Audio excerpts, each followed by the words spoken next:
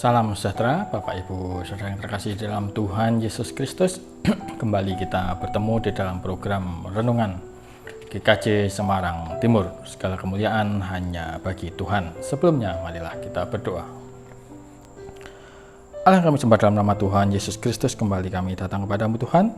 Kami bersyukur untuk penyertaan Tuhan sepanjang hari ini, dan sebentar kami akan beristirahat. Namun sebelumnya kami akan merenungkan sabda kebenaran firman Tuhan. Biarlah Tuhan yang memberikan kami hikmat sehingga kami bisa menerima, memahami apa maksud kehendak Tuhan untuk dapat kami lakukan dalam kehidupan keseharian kami.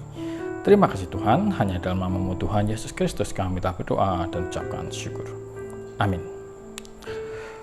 Bacaan firman Tuhan diambil dari kitab 1 Korintus pasal 14 ayat 26 sampai 28. Kitab 1 Korintus pasal 14 ayat 26 sampai 28 yang demikian. Jadi bagaimana sekarang saudara-saudara, bila mana kamu berkumpul, hendaklah tiap-tiap orang mempersembahkan sesuatu, yang seorang mazmur, yang lain pengajaran atau penyataan Allah, atau karunia bahasa roh, atau karunia untuk menafsirkan bahasa roh, tetapi semuanya itu harus dipergunakan untuk membangun. Jika ada yang berkata-kata dengan bahasa roh, biarlah 2 atau sebanyak-banyaknya 3 orang, seorang demi seorang, dan harus ada seorang lain untuk menafsirkannya. Jika tidak ada orang yang dapat menafsirkannya, hendaklah mereka berdiam diri dalam pertemuan jemaat, dan hanya boleh berkata-kata kepada dirinya sendiri dan kepada Allah. Demikian firman Tuhan. Bapak Ibu Saudara yang terkasih di dalam Tuhan Yesus Kristus, dasar firman Tuhan untuk renungan hari ini sebetulnya diambil dari 1 Korintus pasal 14 ayat 26 sampai 40 secara lengkap, dengan judul perikop peraturan tentang perjamuan jemaat. Namun sepertinya perlu bahasan panjang apabila kita membaca dan merenungkan seluruhnya, sehingga pada saat ini kita akan merenungkan 3 ayat saja, yaitu ayat 26, 27, dan 28. Ayat 26 diawali Paulus tidak dengan sebuah pernyataan, tetapi dengan sebuah pertanyaan. Jadi bagaimana sekarang, saudara-saudara? Itulah pertanyaannya. Pertanyaan di awal kalimat ini menunjukkan bahwa ayat ini ada hubungannya dengan apa yang tertulis sebelumnya. Sebelumnya, kalau kita telusuri sejak dari pasal 12, Paulus banyak mengajar tentang karunia roh kepada jemaat di Korintus ini. Karunia roh di sini maksudnya adalah karunia yang diberikan oleh Roh Kudus. Di sini kita perlu membedakannya dengan Roh Kudus sebagai karunia. Ada karunia Roh Kudus yang menjadi bahan renungan kita pada hari ini, dan ada Roh Kudus sebagai karunia. Sebagaimana disampaikan Petrus dalam Kisah Para Rasul 2 ayat 38, Petrus mengatakan, bertobatlah, maka kamu akan menerima karunia Roh Kudus. Dalam Roh Kudus sebagai karunia, posisi Roh Kudus adalah sebagai pemberian. Sedangkan dalam karunia roh, posisi Roh Kudus adalah sebagai pemberi. Kata karunia berasal dari bahasa Yunani, karisma, atau kalau dalam bentuk jamak adalah karismata. Karenanya kepada orang atau sekelompok atau gerakan kekristenan yang menekankan pada karunia-karunia Roh Kudus, kita menyebutnya dengan gerakan karismatik. Dalam hal ini, karunia roh adalah kemampuan khusus yang diberikan oleh Roh Kudus kepada manusia sejak manusia itu percaya kepada Yesus. Rupanya jemaat di Korintus ini banyak mendapat rupa-rupa karunia roh. Ya, kalau dari 1 Korintus 12 ayat 7 sampai 11 saya mencatat ada 9 karunia roh yang diberikan. 1. Karunia berkata-kata dengan hikmat. 2. Karunia berkata-kata dengan pengetahuan. Karunia iman, karunia menyembuhkan, karunia mujizat, karunia bernubuat, karunia membedakan bermacam-macam roh, karunia berkata-kata dengan bahasa roh, dan karunia menafsirkan bahasa roh. Ada 9 karunia roh. Mana karunia itu yang ada pada saudara? Masih dari 1 Korintus 12 ayat 7, di situ dituliskan, tetapi kepada tiap-tiap orang dikaruniakan pernyataan roh untuk kepentingan bersama. Kata tiap-tiap orang di sini tidak berarti semua orang, tetapi setiap orang percaya. Pada setiap orang percaya, kepadanya diberikan karunia roh. Maka dari itu, tidak ada orang percaya yang tidak mempunyai satupun karunia, atau kepadanya tidak diberikan satupun karunia, sehingga ia tidak dapat melayani Tuhan di dalam komunitas jemaat ataupun di dalam gereja. Orang percaya pasti diberikan karunia roh minimal 1. Minimal 1. Dengan demikian, jangan pernah sekalipun menolak melayani Tuhan dengan dalih tidak memiliki karunia sama sekali. Saya tidak bisa apa-apa, saya tidak punya apa-apa. Mengatakan demikian sama artinya dengan mengingkari kekristenan kita. Itu sama artinya dengan mengatakan saya bukan orang Kristen. Firman Tuhan jelas-jelas mengatakan bahwa Roh Kudus memberikan karunia kepada tiap-tiap orang percaya. Minimal ada 1 yang diberikan Tuhan, yang bisa kita pakai untuk melayani Tuhan. Masalah yang mungkin dihadapi adalah tidak semua orang percaya atau tidak semua orang percaya itu tahu atau mengenali atau menyadari karunia apa yang diberikan kepada mereka yang ada pada mereka. Mungkin kita berpikir bahwa dari 9 karunia roh yang disebutkan di dalam 1 Korintus 12 ayat 7 sampai 11 tadi, tidak ada satupun yang ada pada saya.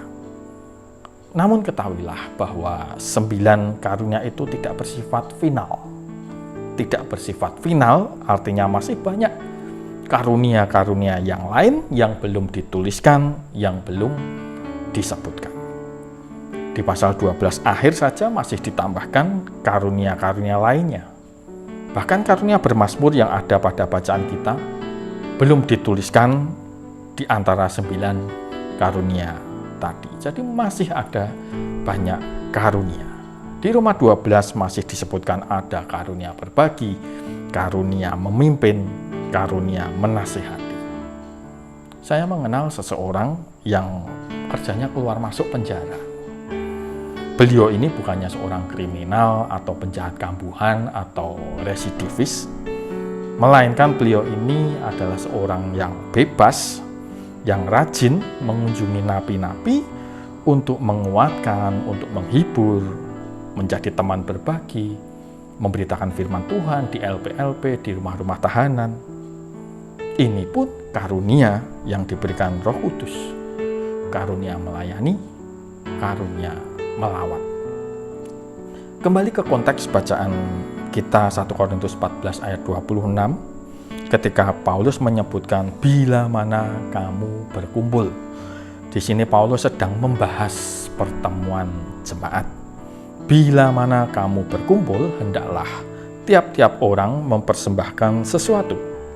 Dari sini jelas bahwa tiap-tiap orang diminta membagikan apa yang dia punya, membagikan karunia yang ada padanya, membagikan kepada orang lain. Disebutkan tadi ada karunia bermazmur. Bermazmur dalam konteks saat ini erat kaitannya dengan memimpin pujian. Ada karunia mengajar, ada karunia berbahasa roh.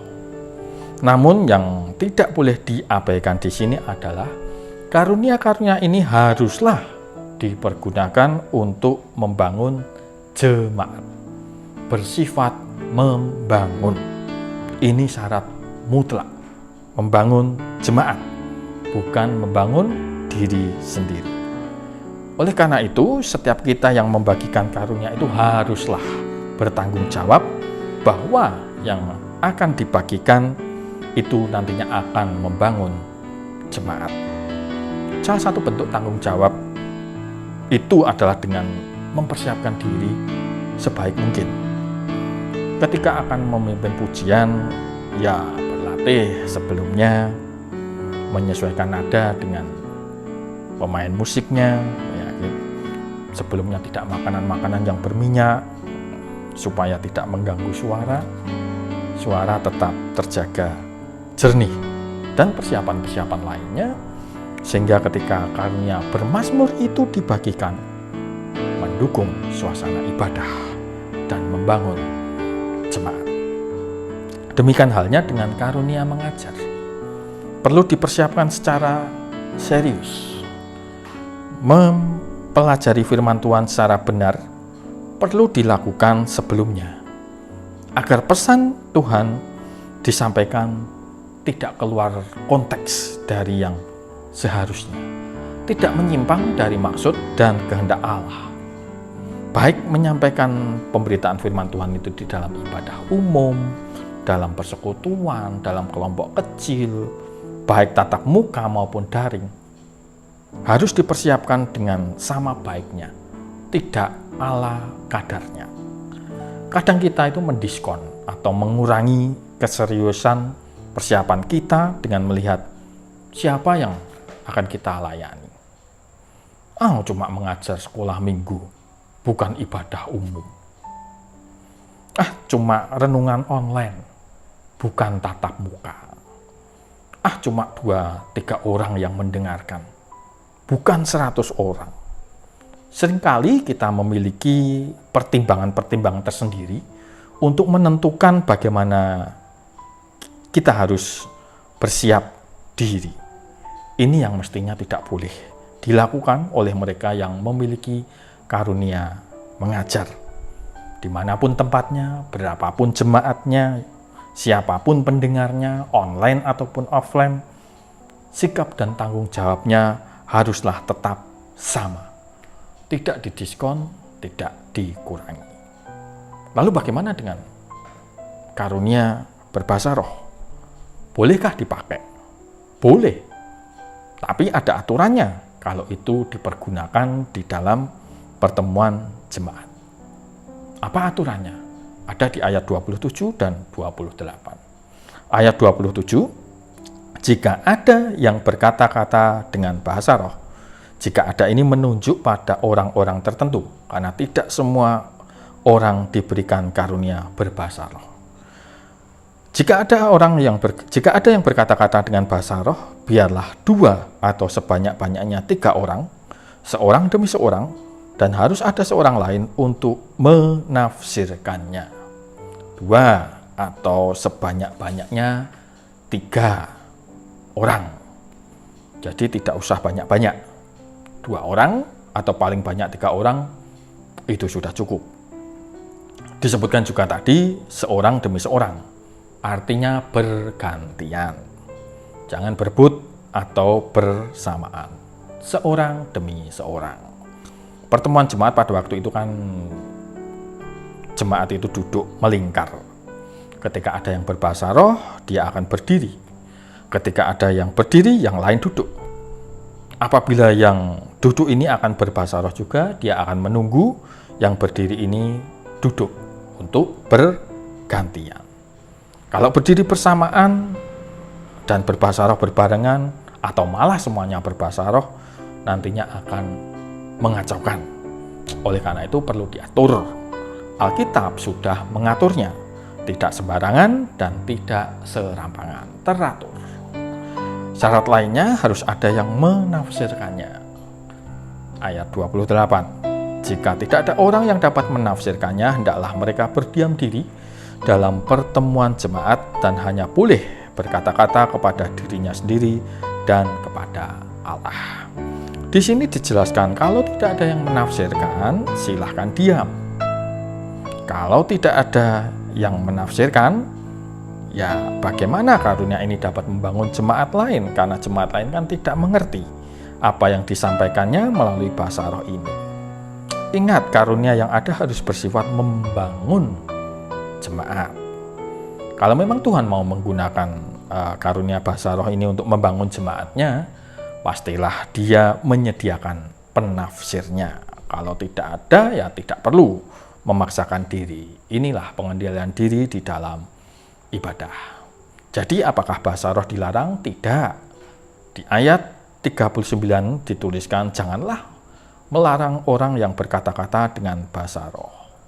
Tidak dilarang kalau dilakukan secara pribadi. Dalam persekutuan pribadi, orang itu dengan Tuhan silahkan.